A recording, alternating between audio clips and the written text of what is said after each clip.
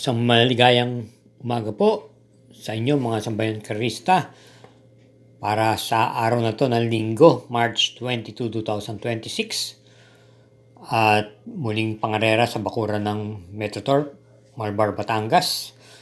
Nagaganapin ang 2026 Pilracom Classic Cup 1 and 2. Gayun din naman ang MMTCI Tanawan City 25th Cityhood Anniversary Stakes Race at gayun din naman po ang MMTCI Special Fundraising Stakes Race. Meron po tayong 10 pangarera at magsisimula po ito ng alas 2 ng hapon at maganda pong pangarera ang atin matutunghayan. Bueno, di na rin po tayo magtatagal pa. Paalala nga po pala, may carry over nga pala ang winner take all na dala-dala. Gawa nagkadihaduhan po kahapon, araw ng Sabado. Kaya singit lang po talaga ng dihadong korsonada.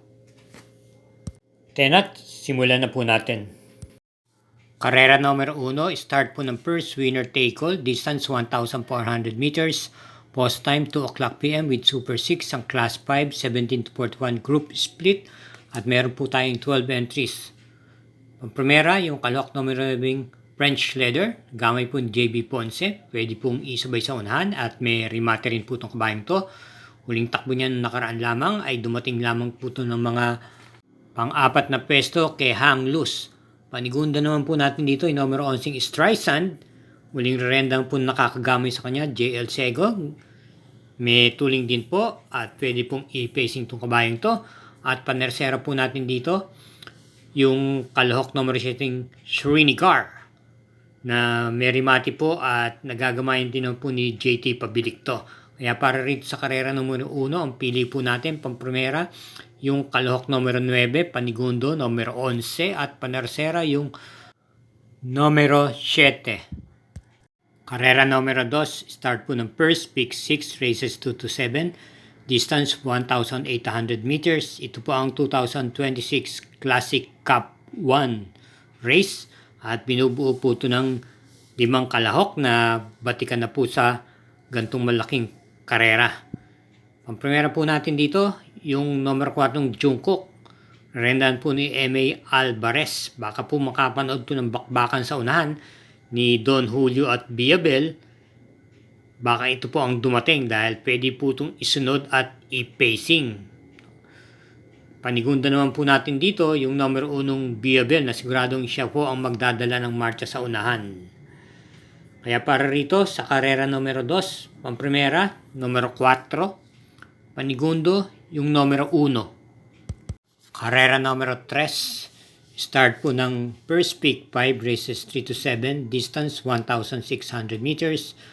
Ito po ang MMTCI Tanawan City 25th Cityhood Anniversary Stakes Race. At meron po tayong Super 6 dito in honor of Congressman Attorney King Colantes. At meron tayong 12 entries, 3 coupled entries, yung numero 1, numero 7 at numero 8. Kung titignan po natin, halos kabayo po ng mga Morales itong mga nakarehistro rito. Bueno, gayon pa man. Ating pong pang-primera rito, yung numero 12 Imperatus ni A.R. Villegas. Maganda rin naman po ang kanyang ikinikilos kung titingnan natin mga preba nito. Hindi po siya nawawala sa hanggang ika-6 na pwesto sa datingan. Baka sakali lang pong nag-aabang lang to at nagbabatak. Maganda po, dihado pa po ito rito. Bilang panigundo naman po natin dito yung coupled entries numero 1 Lucky Gem, Tease the Moon, na kapwa Rendan James Torque at J. Guse. At panersera natin dito yung numero 11 Boobab na isa pong derimate. JT Sarati na po ang magdadala. Kaya sa ulitin po, sa karera numero 3, pang-primera, yung numero 12, panigundo, yung numero 1, at panersera yung numero 11. Karera numero 4, start po ng second winner take all, races 4 to 10, distance 1,800 meters with Pentapecta and Super 6. Ito po ay ang 2026 Piracom Classic Cup 2. Binubuo ng siyam na kalahok na halos po locally bred. Ang primera po natin dito, yung numero 8, yung High Dollar. Batak na rin po ito sa gantong malaking pangarera at rendahan po ni J.A. Guse. Maiagapay lang po ng maaga-aga ni J.A. Guse ito sa largahan, ay posibilidad na malaki po ang panalo nito. Dahil ang problema nito kadalasan ay medyo naatrasado ng dating pagsapit ng diretsahan sa meta. Bilang panigunda naman po natin dito yung malyalimadong numero 4, Midnight Bell. Nagamay po ni JB Hernandez at fresh po ito sa mga panalo niya ng mga nakaradaan takbo niya sa mga stakes race. Angkop din naman po sa kanyang distansya dahil may remate rin po ito. At bilang panersera po natin dito, yung galing lamang sa panalo nung nakaraan, yung number 6, Circus Crowd, na papanubayan po ni JL Lazaro. Pwede pong i-pacing to at may taglay din naman pong remate. Kaya para dito sa karera number 4, pamprimera yung numero 8, panigunda yung numero 4, at panersera yung numero 6. Karera numero 6, start po ito ng second pick 6, races 5 to 10, distance 1,400 meters. Ito po ang MMTCI Special Fundraising Stakes Race at meron tayong 6 na mga imported horse ditong kalahok. Ang primera po natin dito yung numero 1, Miss Rainbow. Papanubayan po ni PM Cabalejo. Galing po ito sa panalo nung last March 14 sa kanyang Novato race kung saan nag-champ po siyang 1 minute and 13. At base sa kanyang tinakbo doon, ito po ay maring manggaling po sa likuran o may angkin pong remate o naipipacing. Bilang panigunda naman po natin dito yung numero 5, Bituin ni RM Garcia. Gayun din po, nanalo po ito sa kanyang Novato race ng last March 11 kung saan nagtala naman po siyang 1 minute and 14 at mukhang may taglay po itong tuling itong kabayong to. Kaya para rito sa karera numero 5, pamprimera po natin yung kalahok numero 1 at panigundoy numero 5. Okay pa ba tayo dyan? Nasa kalagitnaan na po tayo sa pagbigay ng ating giya. Paalalang po muli, huwag po tayong makakalimot na mag-subscribe, pag-share na rin po, hit po natin yung like at notification bell button, at paki-follow na rin po ang Samut-Sari Mangkelos TV Fades. Salamat po. Karera numero 6. Ito po ang start ng second pick 5, races 6 to 10, distance 1,400 meters with pentapekta. Isang class 5, 17 to 41 group split at meron po tayong 9 entries. Ang primera po natin dito, yung nagbabalik po ang buti, yung numero 4, Essential Lady. Parati pong natitimba ngayon at may taglay pong bilis. Nung nakaraan lang po ay dumating po ito ng segundo pwesto kay Best Shot. Ngayon po ay rerenda po muli siya ni CS Pare Jr. At bilang panigunda po natin dito ay numero 1, Comeback Stronger ni Jim L. Shego. At isama po natin panersera yung numero 2, Sinag ni J.L. Shego Jr. na may taglay din naman tuling at pwede po itong i-pacing. Kaya dito sa karera numero 6, ang pili po natin pamprimera yung numero 4, panigundo yung numero 1 at panersera yung numero 2. Karera numero 7, start po ng Peak 4, races 7 to 10, distance 1,400 meters with Super 6, ang Class 4, Group 42 to 56 group split. At meron po tayong 14 na kalok dito, pool gate, isa pong coupled entries, yung numero 1.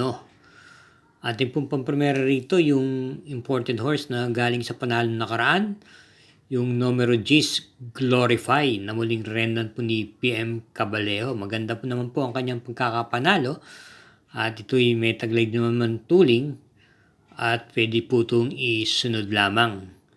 Bilang panigundo po natin dito yung batak na sa labanan. Matagal na po itong tumatakbo sa mga malaking pangarera. Yung numero 14, Dreaming Always na isa ring imported horse.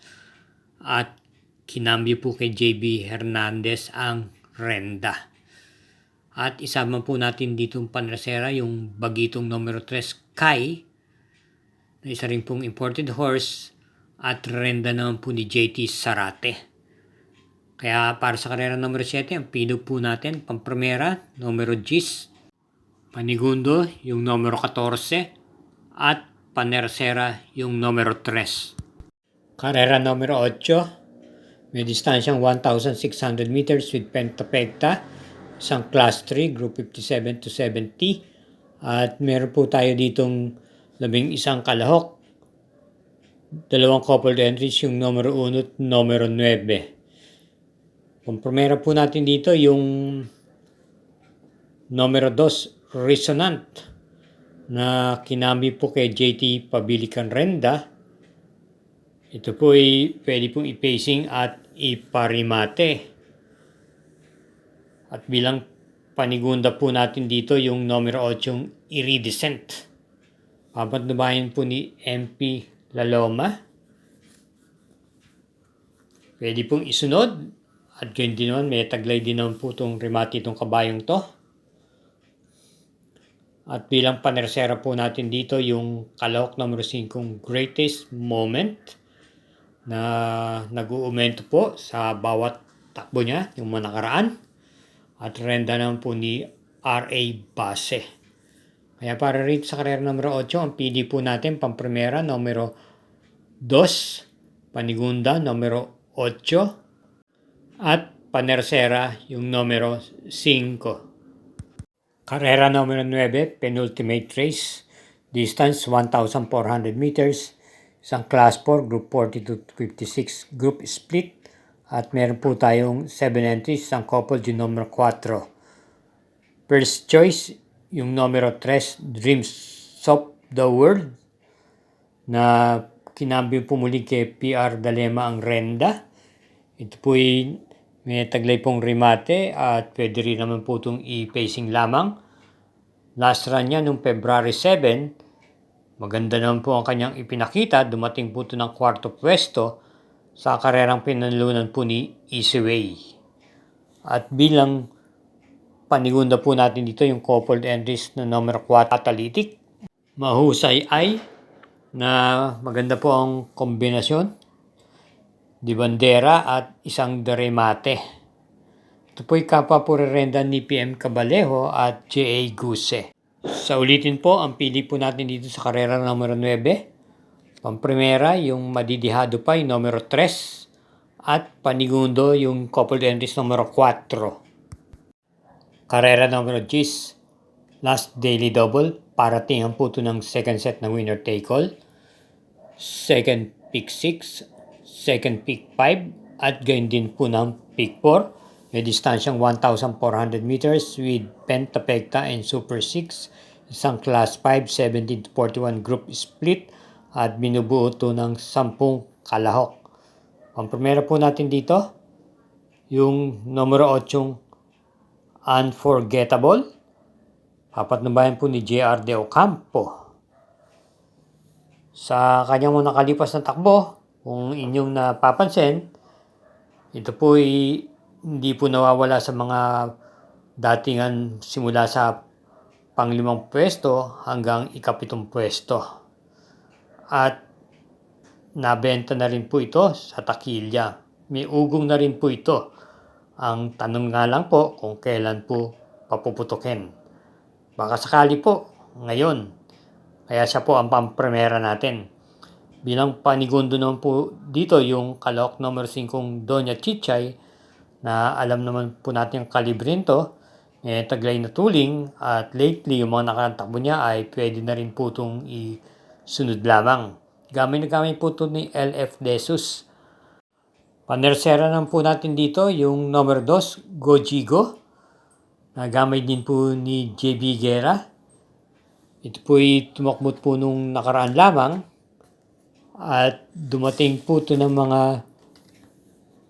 pang 6 sa karerang pinalunan po ni River South. Tingnan po natin sa karerang to, baka mag-umento pa po ito rito. Kaya't para rito sa karera numero 10, Pamprimera, numero 8, Panigunda, numero 5, at Panersera, yung numero 2. Thank you again for watching mga sambayanan karerista at masugid na sumusubaybay sa Pangkelos TV YouTube channel.